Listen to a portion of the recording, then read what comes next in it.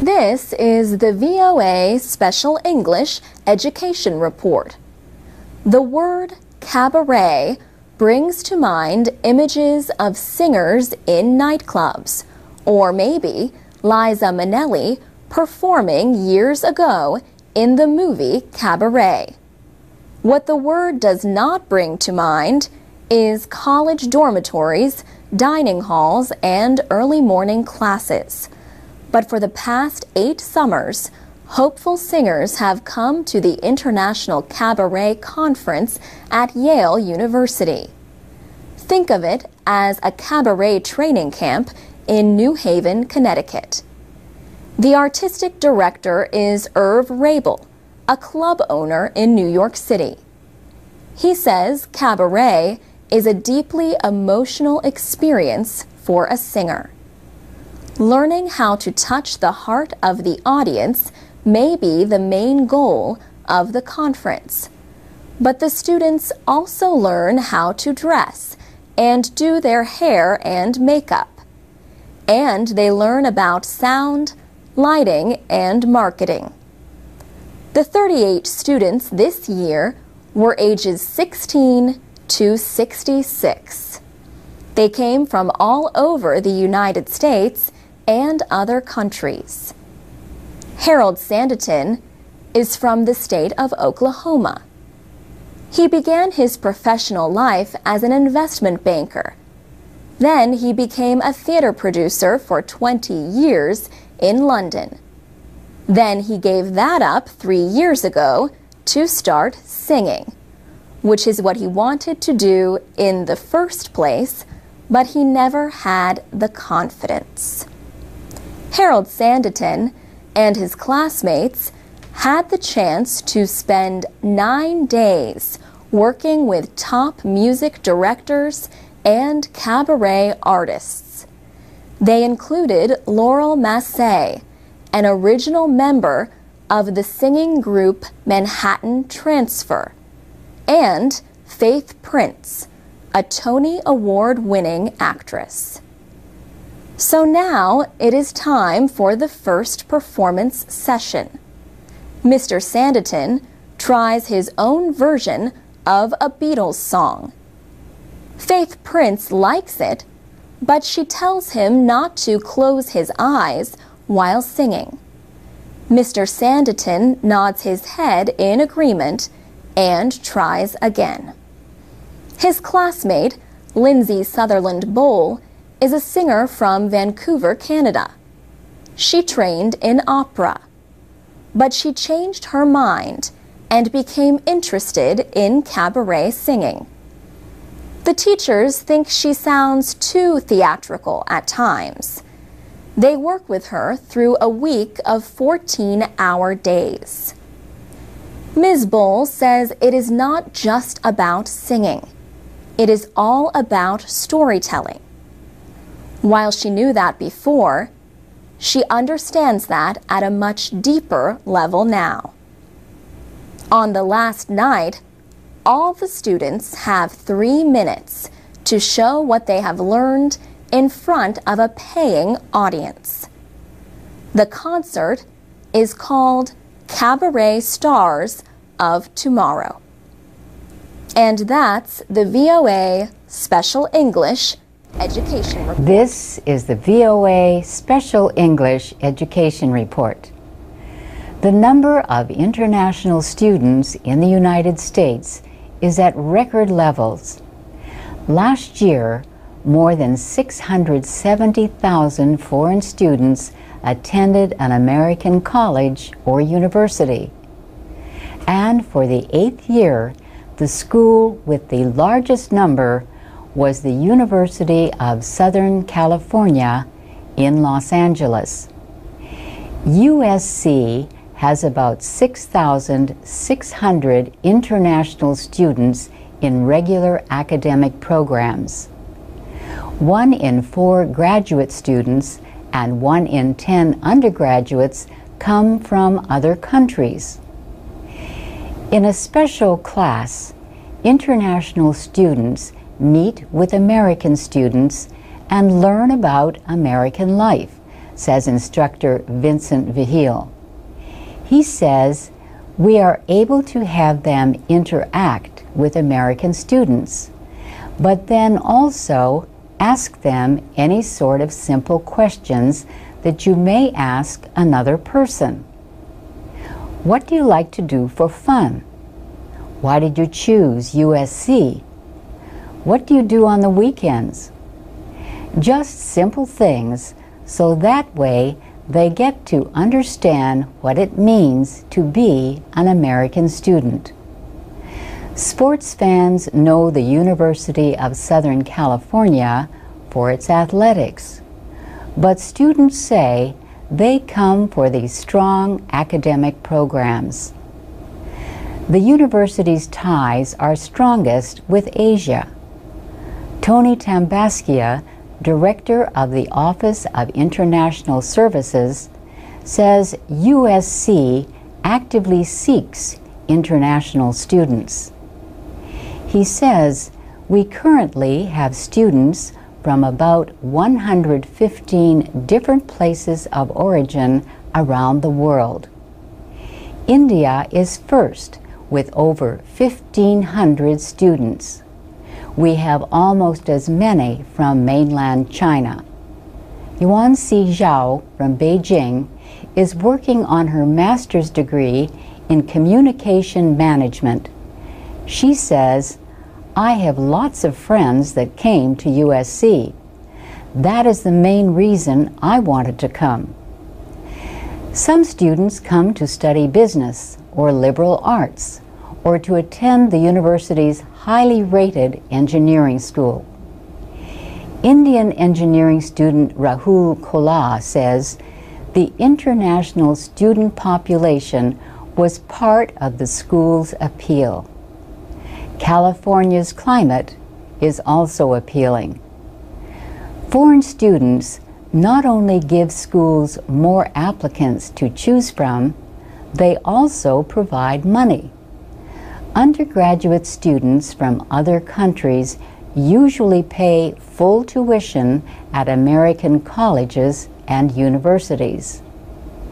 Only a small percentage receive financial aid.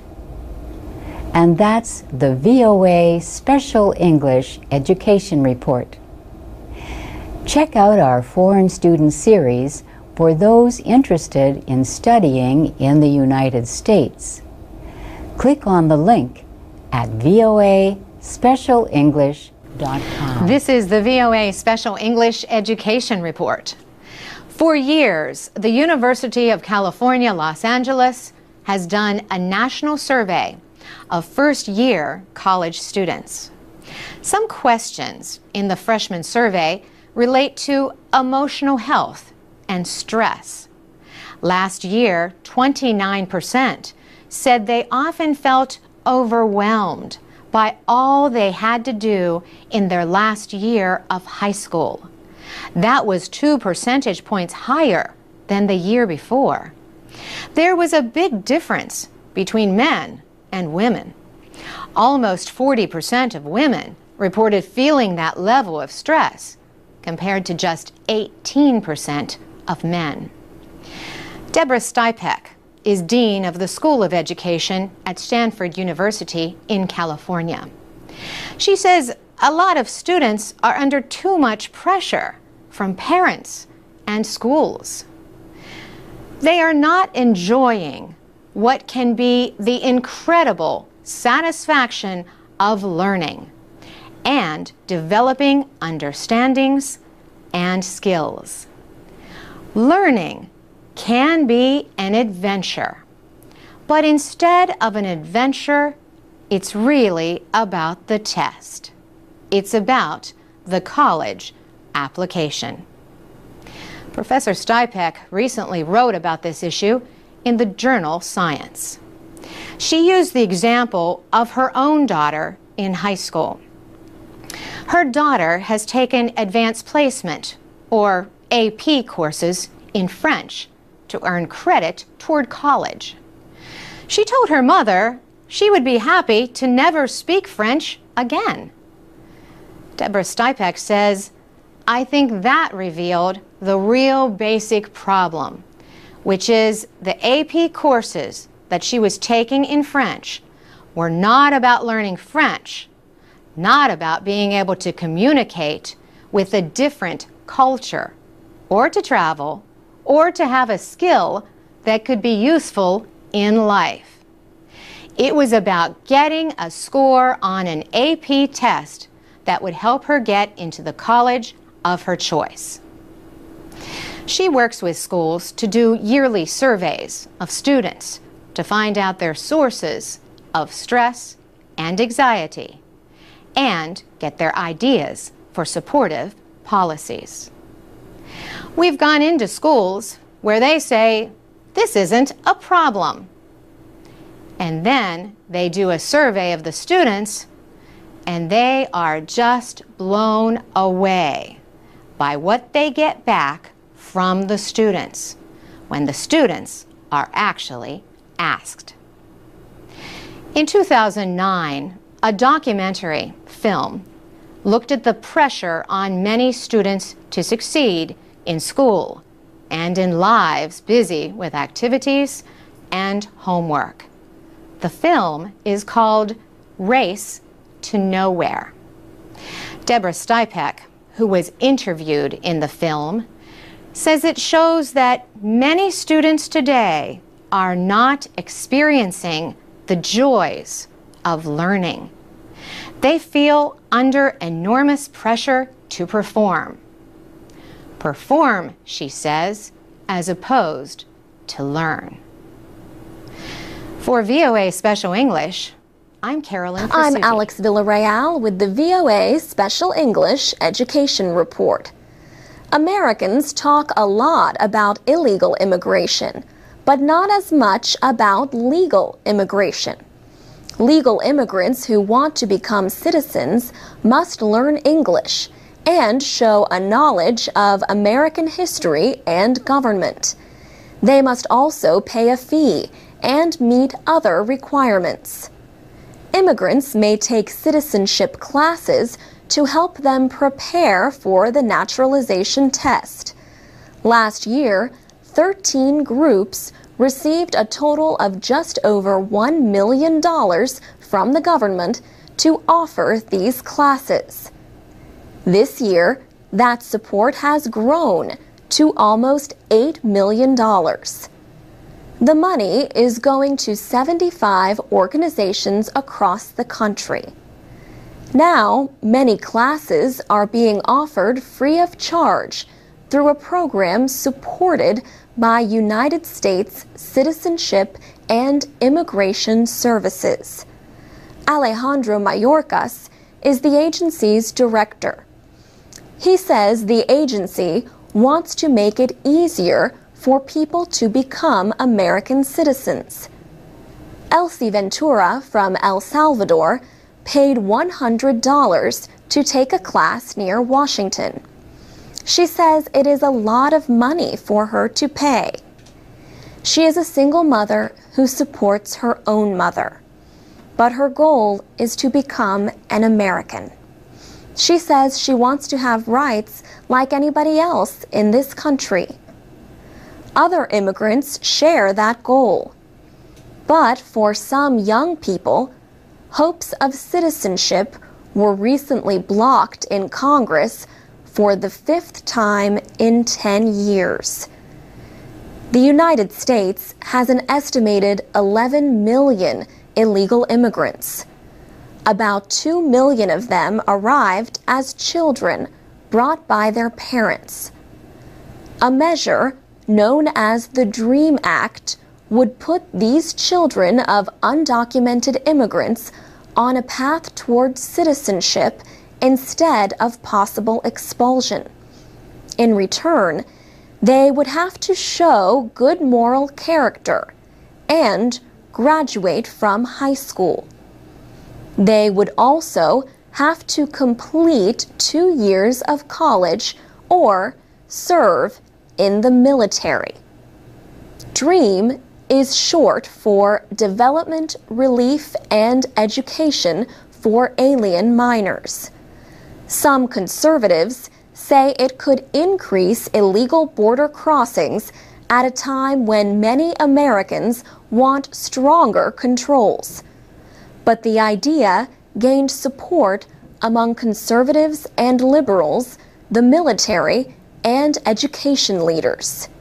Still, the measure died in September in the Senate, where it was tied to a bill to let homosexuals serve openly in the military. Political observers do not expect Congress to consider the DREAM Act again before congressional elections in November. But they do expect supporters to keep trying in the future. For VOA Special English, I'm Alex Villarreal. This is the VOA Special English Education Report. In the American state of Massachusetts, some teenagers who break the law are sentenced to Shakespeare. 12 young actors rehearsed the opening of Henry V. They started meeting in May. They have less than 2 weeks to go before they must perform the play for the Shakespeare in the Courts program. Like most of the others, 15-year-old Tim was not a fan of William Shakespeare. He is here for a violent crime, assault and battery. He says, "The judge sentenced me here, so my first thoughts were, Shakespeare is not my thing. I'd rather not. It's a lot easier than picking up trash, so I gave it a try." And he discovered there is a lot to like about the English writer who died in 1616. The young actors return the trust and respect that director Kevin Coleman shows them. They clearly enjoy working with him and with Shakespeare. Mr. Coleman says, if you present it to them in a way that engages their imagination, that engages their playfulness, that engages their willingness, they really come alive. Kevin Coleman is education director for Shakespeare and Company, a theater group in Lenox, Massachusetts. Many years ago, the principal of the local high school came to him to develop a theater program for the school. That principal, Paul Paracci, later became a juvenile court judge for Berkshire County. He wanted to copy the program to help the teens in court develop self-esteem and communication skills and better control their anger. More than 200 kids have been sentenced to Shakespeare. The program is 10 years old, and it has received a lot of recognition, including an award in 2006 from the White House. Paul Paracci left the court last year at 70, the age when judges in Massachusetts must retire. But Shakespeare in the Courts is still going strong under the direction of Kevin Coleman. He says, we're not there to fix them. It's not about fixing them. Will they get into trouble after they have done this program? Sure, because they are adolescents. Will they get into as much trouble?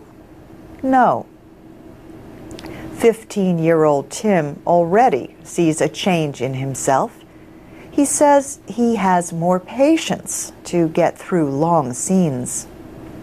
Paul Paracci says all the hard work is clear in the final performance.